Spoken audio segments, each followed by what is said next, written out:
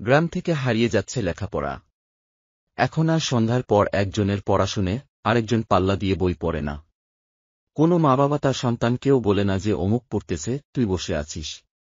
অথচ ৮ থেকে ১০ বছর আগেও সন্ধ্যার পর চারপাশ থেকে বিভিন্ন স্বরভঙ্গিতে বই পড়ার আওয়াজ শোনা যেত। পরীক্ষা কাছাকাছি থাকলে তো কথাই নেই। কোনো সহপাঠী বন্ধু দিনে ও রাতে কতক্ষণ পড়ালেখা করে গোপনে খোঁজ নিয়ে তাদের সাথে প্রতিযোগিতা করা হতো। সবচেয়ে খারাপ ছাত্রটিও রাত-দিন পড়ত।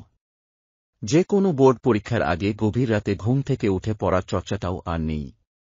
এ চর্চাটার জন্যই অ্যালার্ম ঘড়ির আলাদা একটা কদর ছিল।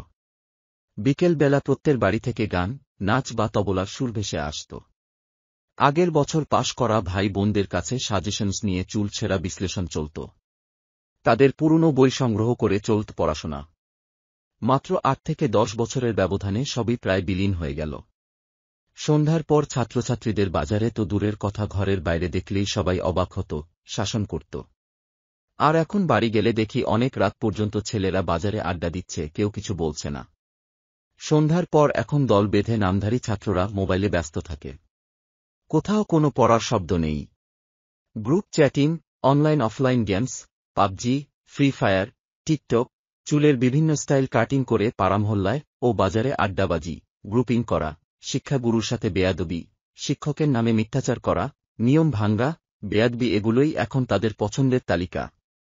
সংগৃহীত পোস্ট ভালো লাগলে আমার প্রোফাইলটিকে ফলো করে দেবেন।